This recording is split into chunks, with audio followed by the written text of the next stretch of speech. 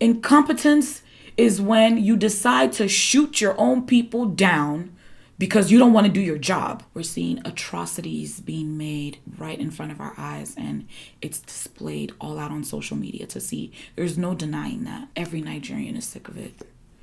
Unless you're one of those people who benefits from the current corrupt system that steals from the civilians and gives to the hands of the few who are in the elite.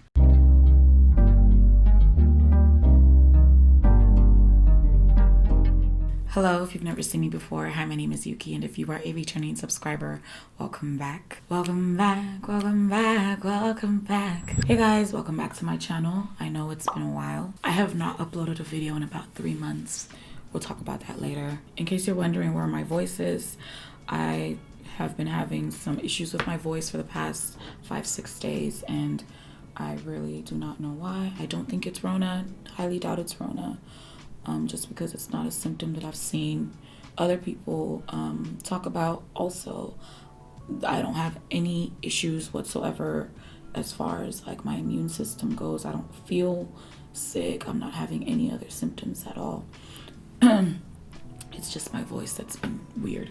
Anyway, so I apologize. I'm filming this video with this kind of tone, but hey, you can just take it as a sexy voice, a sexy video for the man them. Please, I'm a child of God, okay? Hopefully you guys can hear me.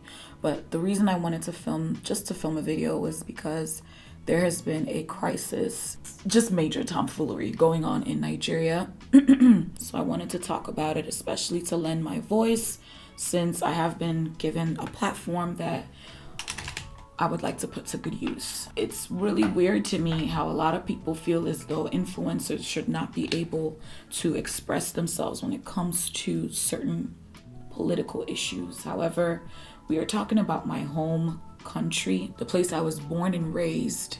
There's no way I'm going to turn a blind eye, especially when there's so much significant loss of life and horrible governance and corruption and greed and wickedness of the highest order going on. What is going on with this freaking eyelash here? I was just gonna sit here and talk to you guys, but I figured that it's better if I just try to put on some makeup or something, so you kind of have something to look at while we're chatting. So if you don't know, there have been protests going on in Nigeria for the past several weeks, and it has been nationwide and has pretty much made some international news. I say some because it didn't really spread rapidly until we started seeing a loss of life, which is really sad. SARS, S-A-R-S, stands for Special Anti-Robbery Squad. This was a subunit of the police force in Nigeria that was aimed to target robbery, right?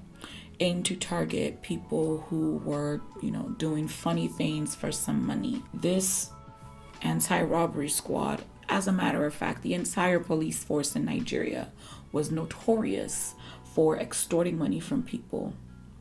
I mean, like, you get stopped for something as ridiculous as having dreads, or wearing a colored wig, or having piercings or tattoos, or driving a really nice car while being young, or dressing really nicely, and they would just stop you because they're like, oh, you're too young to have these things. How do you make your money? You must be a fraudster to be able to afford this kind of car. You're dressed too nicely. You must have stolen whatever it is that you're using to afford your lifestyle. Just really stupid stuff, right? This police force was known for killing, extorting money from people, raping people. And I'm talking about people within the country, civilians, right? These are quote unquote supposed to be people that protect civilians, yet they're hurting them, killing them, extorting them, kidnapping them, raping them, completely abusing their power. So this has been going on for years, and many people had been complaining to the government about it. And the Nigerian government, oh God, where do we even begin? Pretty much the Nigerian government, what they were doing was, I think about 4 or 5 times in the past few years, they have claimed that they were going to disband this unit. They have claimed that they were going to investigate the claims that have been made. A whole bunch of lies, right? It's all audio service when it comes to the Nigerian government in particular. If you are someone who sees wickedness happening and you stay silent about it, you are being complicit. You are contributing to the wickedness that person is perpetrating. And the Nigerian government and a lot of their political leaders, in one way or another, contributed in hurting the Nigerian people. So in case you don't know, Nigeria is a very, very wealthy, incredibly wealthy nation. We have oil and many, many, many other resources. And unfortunately, politicians amongst possibly business leaders have been stealing from Nigeria for decades. And I don't mean a small stealing, a few $1,000s here and there. It's what literally translates over to hundreds of millions of dollars, if not possibly billions. They won't go and address the political leaders and people who are literally stealing millions, hundreds of millions of dollars from the treasury and every other sector in Nigeria every year. They want to go after the people who are entrepreneurs, who have made names for themselves via businesses or online or whatever. Granted, there are people who, of course, are going to have bad apples. There are people who are doing illegitimate things for money, but that's not written on their forehead. You can't say, oh, what is voice? You can't say, oh, because you're wearing a colored wig or you have tattoos or piercings, that means you're a bad person. What kind of rationale is that? You're 35 and you're driving a Benz. That means you're a bad person and you're into some shady business. Since when is that kind of information written on somebody's forehead? And even if they are a bad person, is that enough to kill them? And we're talking about people who were getting dragged into like forests and unknown areas by SARS and pretty much executed because maybe they didn't have money on them. Or maybe they didn't know the right person to fish them out of that situation. Or maybe the person tried to stand up for themselves and be like, yo, I'm not into this stuff. I don't know what you're talking about. Let me go. I didn't do nothing to you. And they're bullies, wickedness, like straight up wickedness, right? There are literally thousands of people who go missing and their family don't know where they are. And it's most likely because they came across SARS at one point and they were probably killed and family never notified and their body was probably dumped somewhere. Granted, a lot of this stuff is going to be quite like tragic and heartbreaking. I'm going to be sharing maybe some videos and posts from social media on the screen. I won't share the really gory imagery that I myself saw because I do think a lot of us are going through collective trauma right now, especially with what happened in Lekki. So I'll try to share stuff that's not as heavy on the screen. So the most touching story was a story of a boy he was apprehended by SARS. His dad had to swim in a river. He had to swim through a river of bodies and turning each face to see which one was his son. So this just goes to show you like the level of evil that's going on. And none of these SARS officers have been apprehended. None of them have been charged. None of them have even lost their jobs. I think there were several videos that had became viral of people being tortured by SARS. Pretty much the straw that broke the camel's back. There was someone who had been killed by SARS actually. That took social media by storm and people were like, okay, no, this has to stop. Because as I mentioned, the Nigerian government had been saying for a while like, oh, we're going to disband SARS. We're going to rearrange SARS around. We're going to get rid of SARS. We're going to make a new unit. Just excuses they were making year after year. And there had been several times, I think there's even been screenshots of announcements that were made several times over a span of many years of the government claiming to disband SARS or claiming to reform SARS. And nothing ever changed at all. Literally nothing was done. So the government has a very horrible habit. And I think this goes across the majority of African nations. They have a very horrible habit of doing audio announcements and nothing being done. It's just all lip service. African nations have also really encountered horrible dictators and tyrants for leaders. So people had had enough and protests started in Nigeria to end SARS. And that's where the hashtag came from, end SARS. We don't want to reform. We don't want the officers to just be rearranged around in the system. Just end it, get rid of it completely. The protests were going so well, you guys. Well, for the most part, they were going well because in some parts there were still like protests are happening in one area, and in another area, SARS officers trying to extort money from somebody. As these protests were really picking up, I felt so proud, and I believe a lot of people felt really, really proud to be Nigerian because the protests were so peaceful. People were coming out in droves. They were making a statement. And for the first time ever, we saw a level of unity amongst Nigerians that we had never seen before, amongst Nigerian youth that we had never seen before. And I think it's because this was the first huge protest where Nigerian youth, and by youth, I mean people who are not like our parents' age. We still had support from people who are older than that, but for the most part, I'm just using the term youth because that's what they were saying. And you know, all those old politicians, anything that's not around their age range, they call it a youth. Even though a lot of these youth are old enough to be the president, old enough to be in the Senate, House of Representatives, old enough to be key policy and decision makers. We were seeing the young people use social media especially as a tool to coordinate like everything for these protests. I'm talking about medical help, legal aid, food and water for hungry protesters. They were coordinating even security, even flipping security, because this is how wicked these leaders are. At one point, they were sending in hired thugs to disrupt these protests and to cause havoc.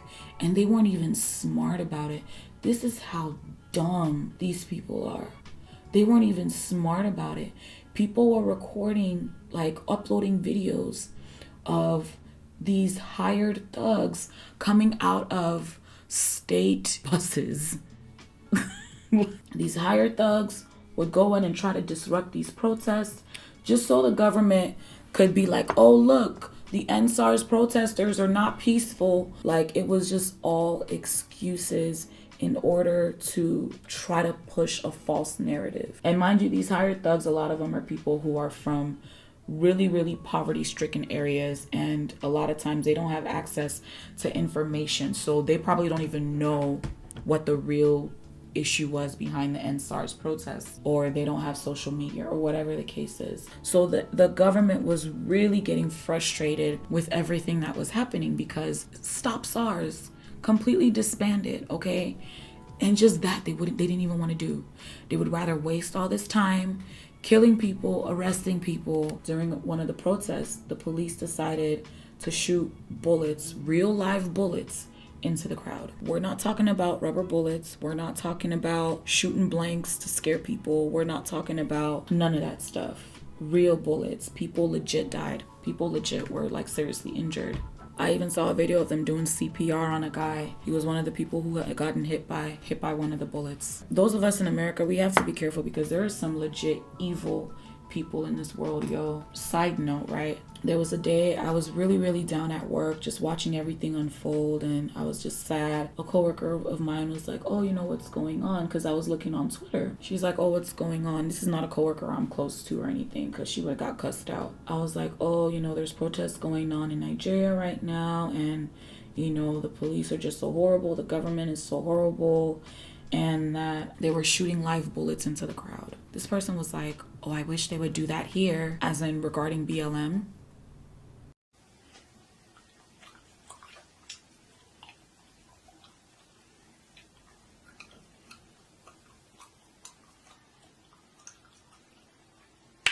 Really, bruh? Really? When you say winch, some people they are winch in this life. And when I tell you the level of anger that built up in me, oh my God. Especially after what happened at the Lekki toll gate. I now revisited that conversation. I was thinking of 1,000,001 ways to cuss that person out.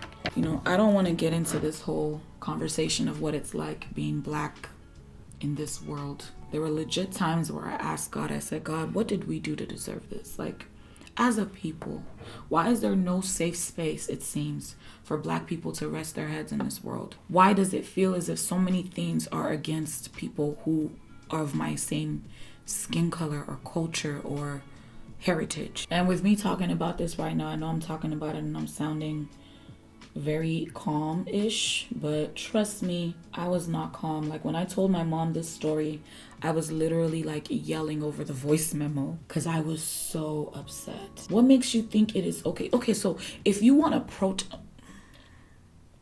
Yuki, calm down. We'll just use this for example because this is a real life situation, right? Where people were protesting against the use of masks.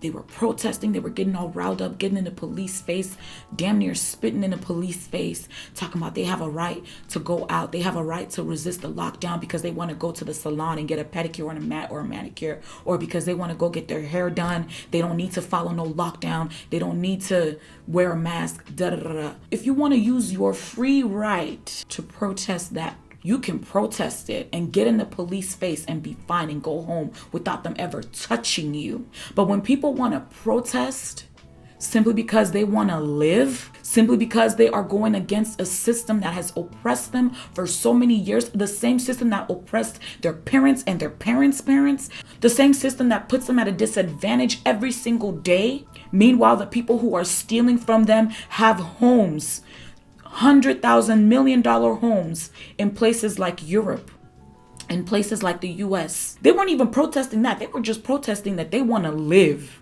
They don't want to be shot by the police. They don't want to be raped by the police. Did you hear that correctly? The police were raping women. So because people want to protest that, it's okay for them to shoot live bullets into the crowd.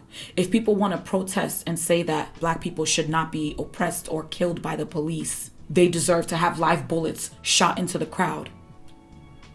Oh, but if you want to protest because you don't want to wear a mask or because you want to go to the salon, those people deserve to die and you deserve to live. You deserve to be unscathed. I'm not trying to fuel any fires or anything. I'm simply expressing myself right now. Whatever opinion you have, keep it to yourself. But right now, this is how I'm feeling, and this is how I've been feeling for a while. And to see people being killed by the same people who are supposed to protect them, it hurts me to the deepest depths of my soul. To see people continue to live under the same chains of bondage that have been erected for generations due to slavery or what have you. It hurts me to the depths of my soul. So yeah, we upset. We real upset. And the Nigerian government felt some type of way because they were pretty much scared. Like, oh snap, wait a minute, hold up. These people are low-key gaining ground. These are incompetent leaders. Absolutely incompetent. I'm not going to get up here and curse nobody out, but they are incompetent. By the way, did I let it be known? The Nigerian senators are the highest paid senators in the world, but Nigeria is the poverty capital of the world. Does that make sense? Please, what policy are you people making that you deserve over $72,000 a month? Over $72,000 a month. And somebody even told me that low-key the numbers that they put out were probably, cut down in order to not cause our hearts to jump out of our chest. But that 72,000 or however much it is probably way more, double that. The protests were making headway. It was trending on Twitter.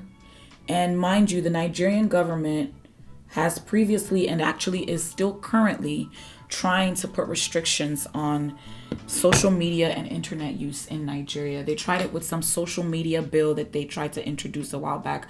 I don't know what the progress of that bill was, but they were pretty much trying to get people to they were trying to make it a law that if you spoke against the government or you said information that was falsified to them anyway, you would be fined or you could be arrested. They were pretty much using their same MO, which is to try to bully people. Everything exploded and the protest just became worldwide. Like, it was just so beautiful seeing everything. And the beautiful thing was that it was decentralized. There was no leader. So there was nobody that the government could pinpoint and say, oh, this is their leader. All right, cool. Let's kill them.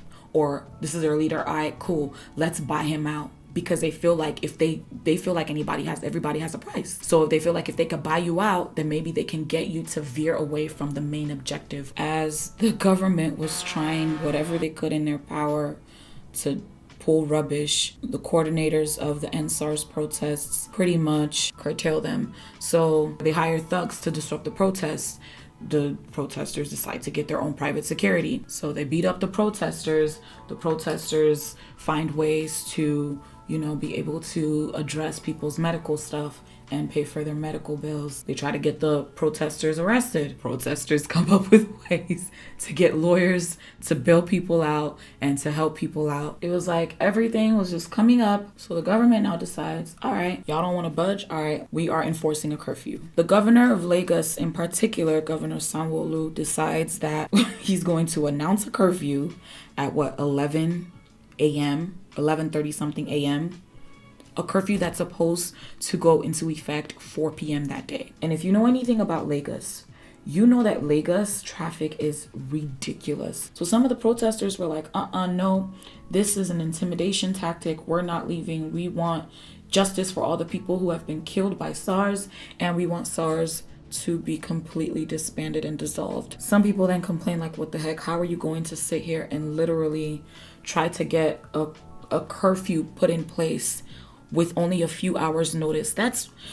Nobody does that. That's just wicked. Like it's a sign of incompetence. Like you don't have to have two brain cells to rub together to know that you cannot have a curfew be in place within a few hours notice, knowing that people may not even be able to get home within that amount of time. All of a sudden, we start to see photos come up on social media. People seeing that the government or whoever, somebody had sent workers to remove the CCTV cameras. So there are cameras at the Lekki toll gate, which is one of the main epicenters, I guess, of where the protests were happening. So this Lekki toll gate was not making any money during the time that these protests were going on. Here is the thing you have to realize about change, right? It's not convenient.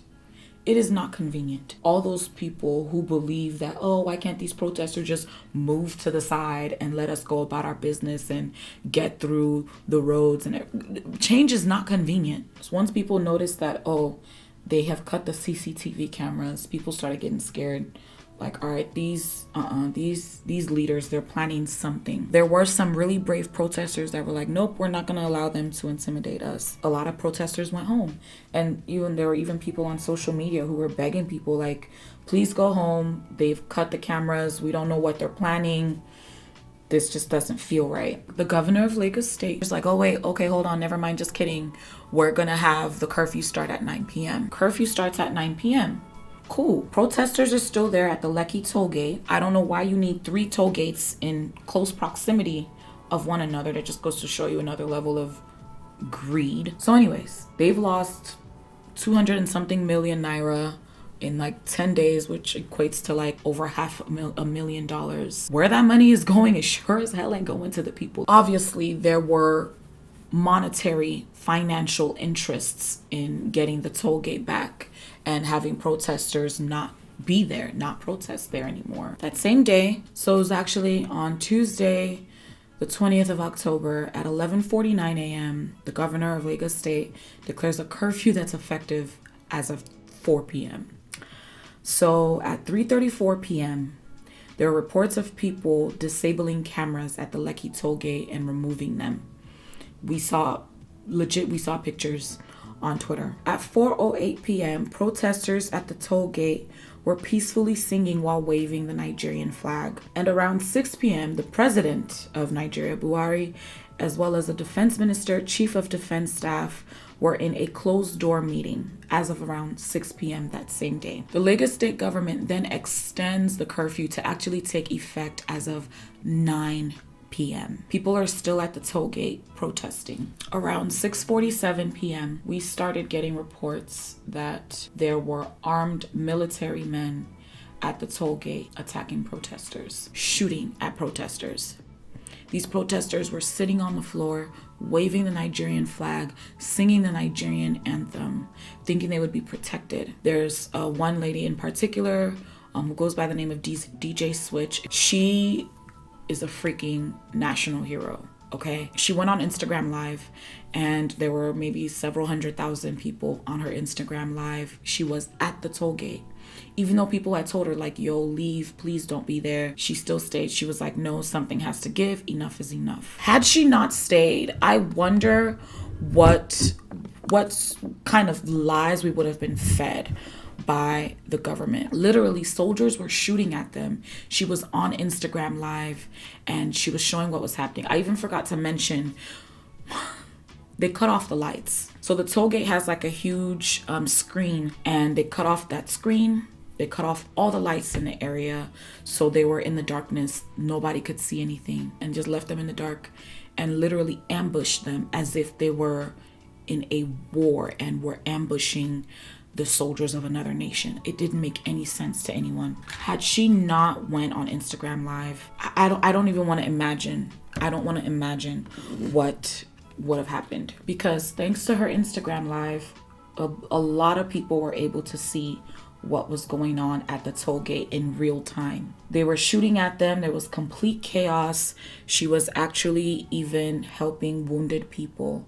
So people who had been hit by bullets, she was trying to help them, tying tourniquets and instructing other protesters to tie tourniquets over, above the site of where they were bleeding from. There was a guy she was trying to save. They even tried to get a doctor on the Instagram Live to try to like instruct her as to what to do to save a guy who had been shot, but unfortunately he died. So here's where the story gets even more twisted, right? The people who were at the protests said that they could see the soldiers taking the dead bodies, putting them on like trucks or vehicles, on the armed vehicles, putting these bodies on trucks and taking them away so that there would be no evidence left behind. Absolutely disgusted. I always ride for where I come from. I love my culture and everything, but having to tell this story is so shameful. I don't understand how a government can really just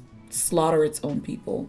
These were unarmed protesters, you guys. They were on the ground, sitting on the ground, waving the Nigerian flag and singing the Nigerian anthem. These soldiers shot at them based on the order that came from higher up. And people keep saying like, oh, who gave the order? Who gave the order? Excuse me. Last time I checked, the president of Nigeria, Mr. Buhari, his title is also that of the commander-in-chief of the armed forces of Nigeria. Are we really asking who gave the order?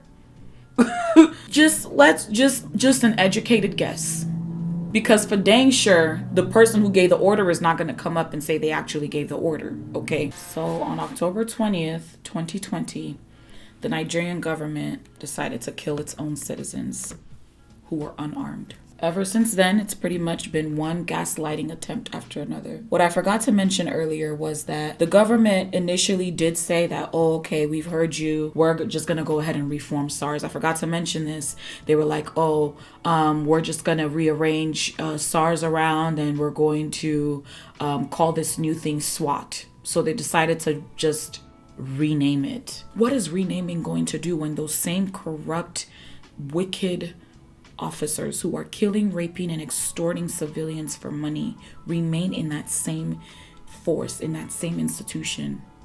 Somebody said it. They said all they're doing is naming ceremony, which is so true. So people were like, no, we're going to keep protesting because you've said this before.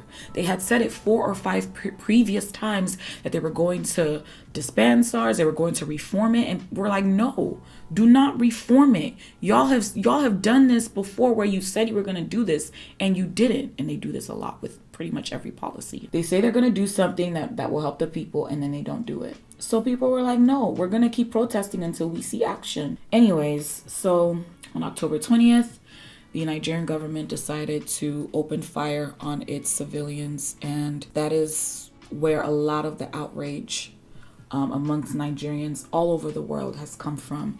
And what makes it worse, what makes the outrage even more fueled, is the fact that the Nigerian government, before now, they were denying it. They were like, what are you talking about? Nothing ever happened. There were no soldiers were sent to the toll gate. Nothing ever happened. We don't know what you're talking about. The Nigerian army completely denied it, even though there was literally video showing, and I think that video was probably recorded by one of the soldiers. There was literally video of soldiers at the toll gate shooting. And it's like, how can you sit there and just freaking try to deny this and say it never happened?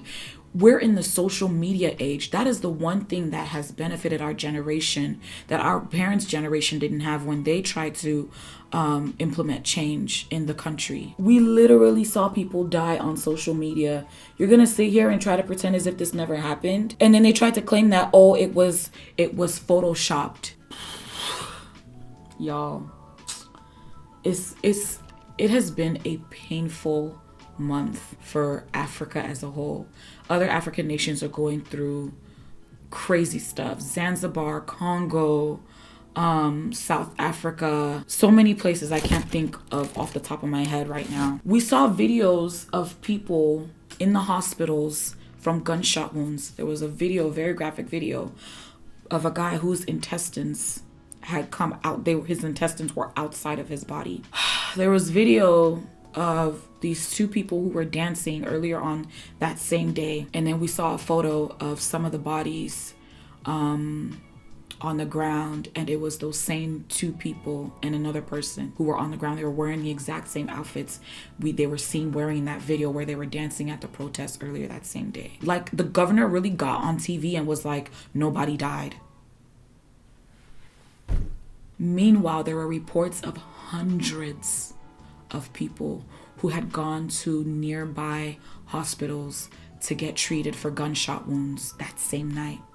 I even forgot to mention that they had blocked ambulances from being able to go into the area where the protesters were at to try to save them.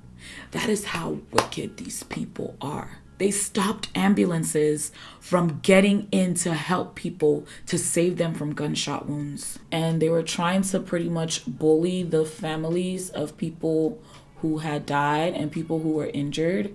They were trying to say, oh, if anybody was there, let them come out and speak.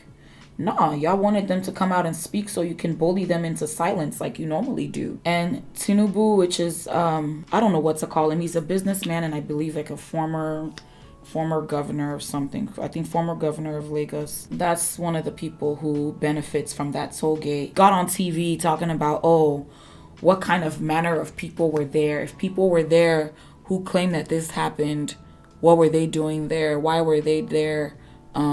What kind of character of people are they? Like, you people are actually effing mad. You can really have all the money in this world, steal all the money in this world, and still not be able to reason like a normal human being. How can someone look at the footage and pictures and video from that day and know that they contributed to that and still be able to sleep? You have to be a conduit for the devil to be able to sleep in that kind of condition. That's just the plain truth. You are a conduit of the devil himself. At first, the governor of Lagos State was denying everything. Like, oh, nobody died, nothing happened, blah, blah, blah. So that just pissed Nigerians off even more. A lot of us were so heartbroken. I cried for days. I have friends who also cried for days. We went through collective trauma. That's the best way I can put it. But man, I have never wanted to curse somebody out so bad in my life. I didn't mention that throughout this whole time, the president of Nigeria had not even addressed the people. From the beginning of the protests up until after the massacre, he had not even addressed the people at all. The governor of Lagos State had initially went to the president to try to tell him what the people's demands were. There were cameras. The president of Nigeria laughed at the people's very reasonable demands. So when the massacre happened, people were like, oh, the president should address us. The president should address us. I personally didn't care whether or not he would because I knew it was going to be rubbish. We all knew it was going to be rubbish. So I don't know why the push was there to even have him address the people. But any president who is a president would address the people right away. Your country is on fire. And these were not just protests in Lagos. There were protests going on everywhere in Nigeria. Eventually, the president did address the people. I personally did not watch it because I knew I was going to get pissed off, but there were summaries online. And when I tell you it was so shameful, let's just put it this way. When certain people, not even certain people, when politicians talk, You have to learn to read between the lines. This dude got on TV, bullied the people, didn't even acknowledge the massacre that had happened, where most likely hundreds of people died. We don't know the exact amount because, again, as I mentioned, they confiscated the bodies. He said nothing that was of any comfort. He couldn't even acknowledge what happened, and he pretty much made it seem as if they were justified in using force to try to get the protests disbanded. Excuse me, sir, but if you claim to be a democratic nation, people have the right to protest. I don't understand who in the world has these people thinking that protesting is disrespectful or like. Reading between the lines, it almost sounded as if he was, not almost, it did sound as if he was saying like, okay, if y'all continue to protest, then expect for force to be applied. Tinubu, one of the businessmen, earlier that day on the 20th, he had said that the government would be justified in applying force. Absolutely pitiful. So later on, because everything was gaining more international attention, especially because Nigerians just basically started like telling people like, yo, this is what's going on, da da da. The international community, some of the international community start raising their eyebrows like, wait a minute, are you kidding me? Like, is this true? The government is shooting down its protesters? Here's what you have to realize, right? The president of Nigeria is never going to admit to giving the order. He's never going to admit to knowing anything about it because it puts him in trouble in international, from an international standpoint. He would have to answer to, the international community as to why he's shooting down his own people, especially because Nigeria, I believe, is one of the nations. Isn't Nigeria part of the UN? That's a damn shame. I don't think it was the Lagos state governor because that guy just looks like a pawn.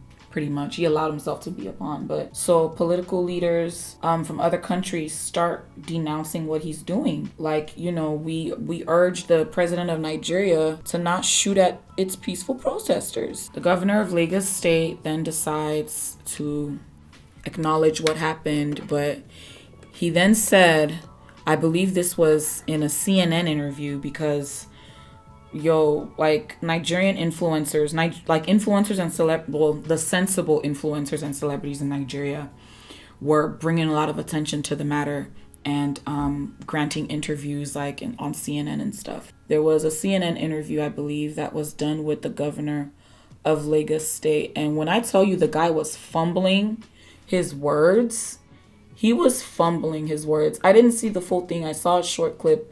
Again, I don't want to re-traumatize myself and get pissed off. The crazy part was that this journalist, this newscaster was asking him questions in a way a newscaster should ask questions, right? Like authoritative, matter of fact, give me yes or no answers type thing. And the crazy part is, if this interview was with a Nigerian newscaster, they would not have been allowed the same freedoms. That's the sad part. Nigerians are fighting for the level of freedom of speech that they see in other countries. He said there were forces beyond his control. I don't remember if he said that during the interview, but he then changed up his story and said 2 people were killed.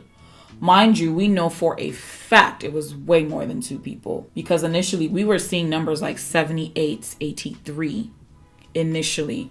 So we don't even know how many more people died later on as a result of their injuries. But the guy is pretty much a puppet when you really look at it. Like, even the way he carried himself when he was giving that CNN interview, you could tell the real string holder is most likely the president and whatever cabal of people that they have really running the nation. So what's been painful to see is that all those families who lost loved ones in the protests and even in the Lekki massacre, they have not gotten justice. What makes this worse is they now use the curfews as an excuse to pretty much get people off the street so the protests couldn't happen, so this thing could not gain more momentum. A lot of people's spirits were broken as a result of the president's national address, which was complete garbage. It's just so heartbreaking to see this on such a massive scale.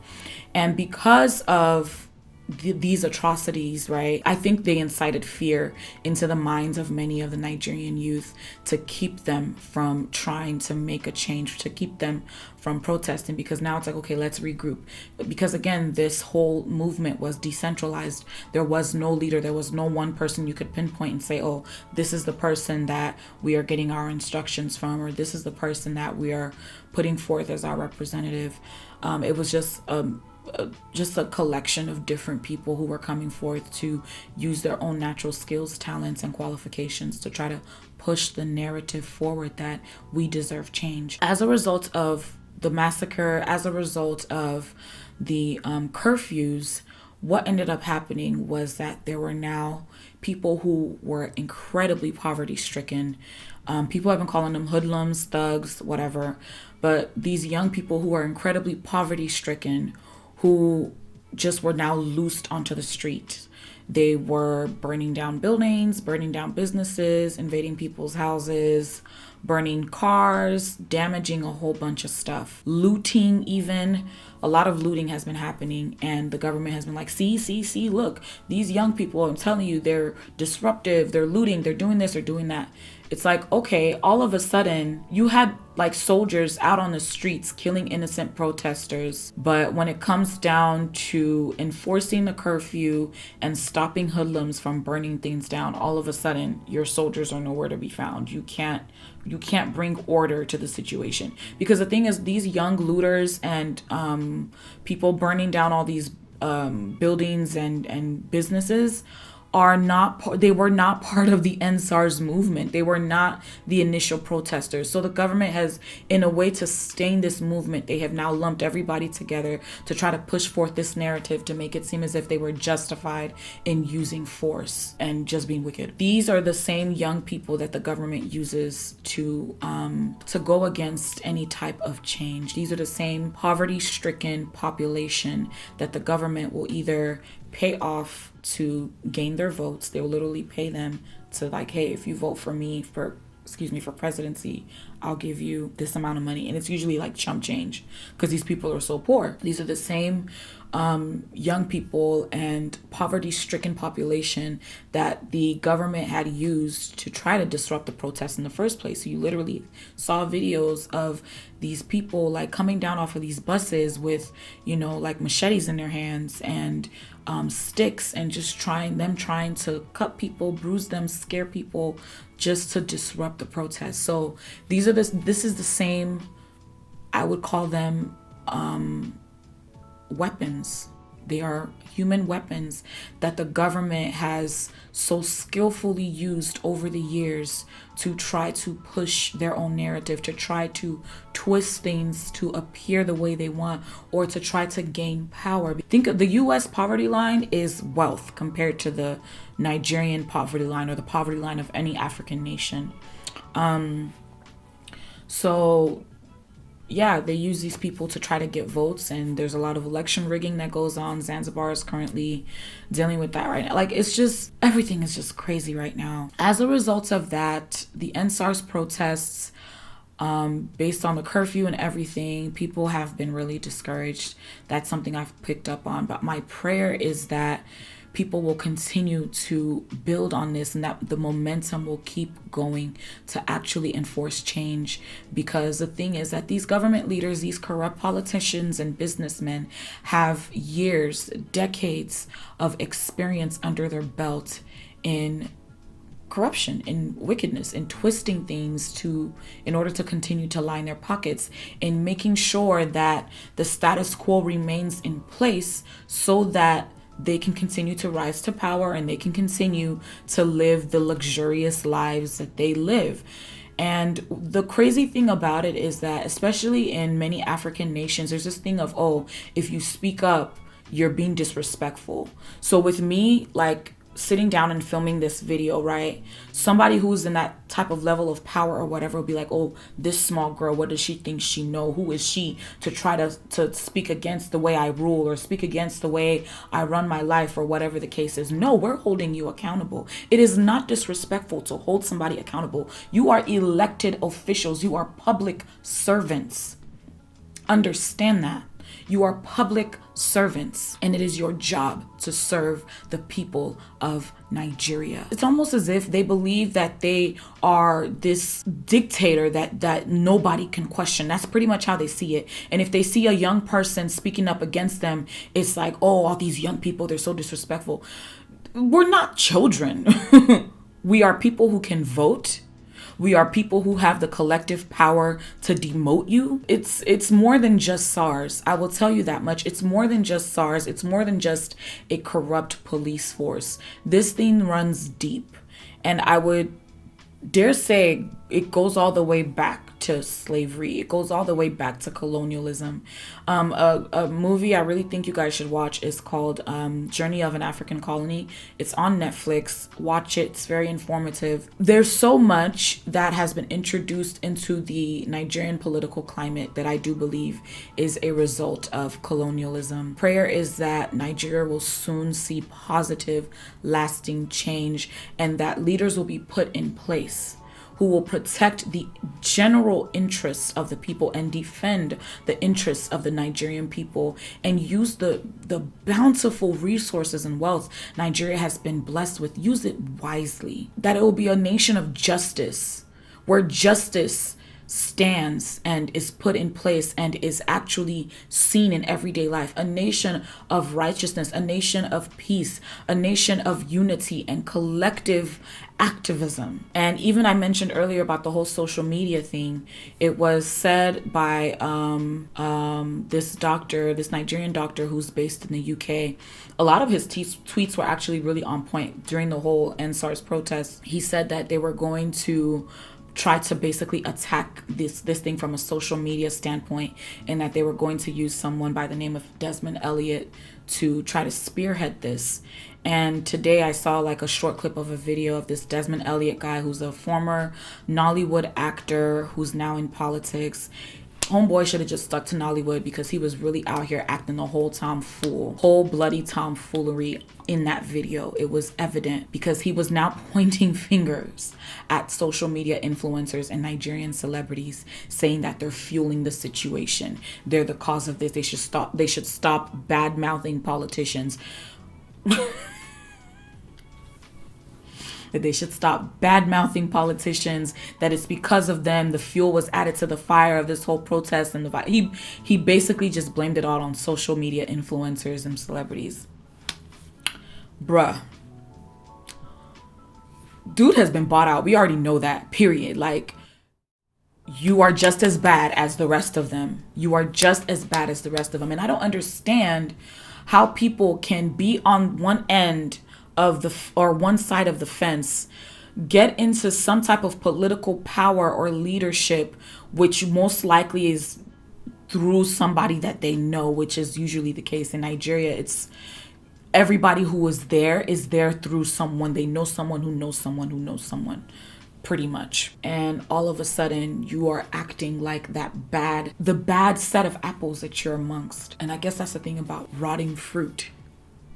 Eventually, the rest of the fruit in the bag will rot as well. Nigeria, Africa as a whole, needs to uproot all of its wicked leaders, all of its corrupt leaders, everyone who is lining their pockets at the expense of the lives of the masses. All those people need to be uprooted. There's so much more that can be said.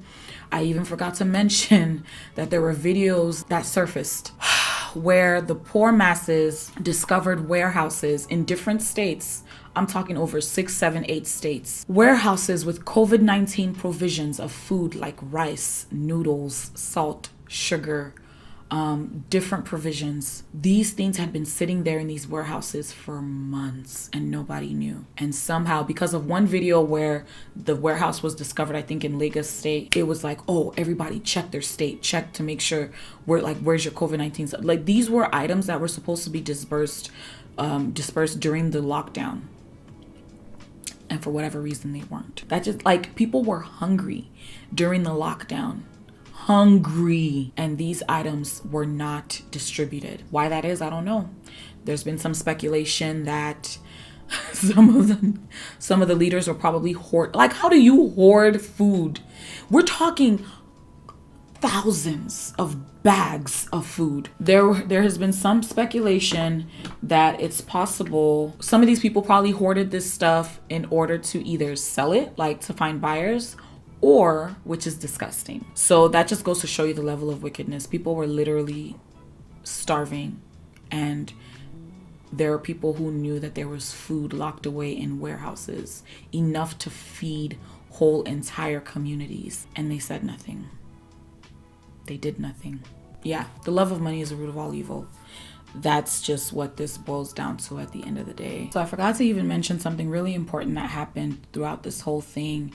What really pissed me off was Instagram, and I believe also Facebook, was flagging SARS posts as fake news. Oh my God. It was so frustrating because it's like, what the heck? Everything that had SARS on it was being flagged as fake news. That just goes to show you these quote unquote fact checkers, they don't have their stuff together. They not really, a lot of the fact checking is not legit. The fact checkers themselves are fake news. How can you sit there and, let me not strain my voice, yo, like that thing really pissed me off. It pissed off a lot of people. The movement was legit. The protests were legit. The information, the videos, the pictures, the harassment, the tortures, the deaths, everything was legit. And yet Instagram was flagging it as fake news. Like, and now it begs the question, what other information that we've seen on social media that has been flagged as fake news has actually been real? Because Instagram then came back and were like, on Twitter, as a matter of fact, they announced on Twitter, oh, we're very sorry that there was an error. Posts tagged with SARS were being marked as false information, blah, blah, blah. No, you pretty much delegitimized an entire people, like an entire movement. What Nigerian politician paid you people to mark that thing as fake news? Please answer us, because what that thing. Anyways, our eyes have really been open to a lot of crazy stuff, y'all. Crazy stuff. I just pray things will get better. And the thing is, sometimes you have to kind of like distance yourself away from these things to some degree in order for you to be productive, in order to maintain your level of mental health. So as the days go by, the story is still developing. They have tried to pretty much like pit certain people of influence against the movement. They've tried to use like celebrities and stuff who were probably paid off behind the scenes to question the validity of the videos, even though evidence already showed that the videos from the massacre were legitimate and were real. There's collective anger. The government will be very foolish to think that they could try to curtail that by using the same tactics they've always used. Social media, like our phones, are the one tool that our generation has as an advantage over previous generations. And it allows us to be able to stream live. It allows us to be able to call out these atrocities right as they're happening. And so for the government to think that they can circumvent that is ridiculous. We have to fight to make sure that they don't take away that, you know, the right to be able to just use your internet freely, use social media freely. And they've been trying. They've definitely been trying to attack that one advantage that we have. So the story is still developing. There's still a bunch of nonsense that's being said left and right, but the people need justice. Like, there's so many people who've been traumatized by this whole entire thing. So many people with PTSD. I know I personally was very much traumatized by all the videos and pictures I was seeing, all the information I was reading, even without seeing the pictures in the video. Just the way the government responded at every turning point. It was so discouraging. The people who have died at the hand of SARS, at the hand of Nigerian police, at the hand of wicked leaders and wicked rulers, they deserve justice. The people who died at the Lekki toll gate massacre, they deserve justice. Their families deserve to be comforted. And I know no amount of money can bring your loved one back, but the fact that the government wasn't even willing to accept responsibility, nobody was willing to accept responsibility, it's disgusting. I definitely have a heart for Nigeria, and seeing how much potential Nigeria has, it breaks my heart. And there's so many things we need to work on a national level, on personal levels, on the community level, cultural level, interpersonal level. There's so many things that need to be addressed, especially that whole quote unquote respect thing when it comes to elders, when it comes to people who are older than you. That's one of the things that traces back to colonialism. They've somehow messed up the wiring in their brain to think that simple communication is disrespect. Holding someone accountable to the office, the public office that they have been elected into. Holding someone accountable to the responsibilities and duties of that office is not disrespect. And some of you, to be honest, you deserve the disrespect you've been getting anyway. So, I mean, if you want respect, give it. Respect the people of the nation of Nigeria. Yeah, the world needs a lot of healing. Anyways, thank you guys for watching this video. If you got this far, I don't know what, just leave any kind of emoji you want to leave. I guess just leave some green hearts. Yeah, leave some green hearts down below in the comment section if you got this far. But yeah, we will chat in another video, hopefully very, very soon. I love you guys. Thank you for sticking around with me through the ups and downs, through my absenteeisms. And I hope to be back in full force, hopefully very, very soon, like immediately, as of immediate effect. Okay, stay safe. If you're in the US, please go out and vote if you haven't already. And I love you guys. Take care of yourselves, and sending you lots of love. All right, chat later. Love you. Bye.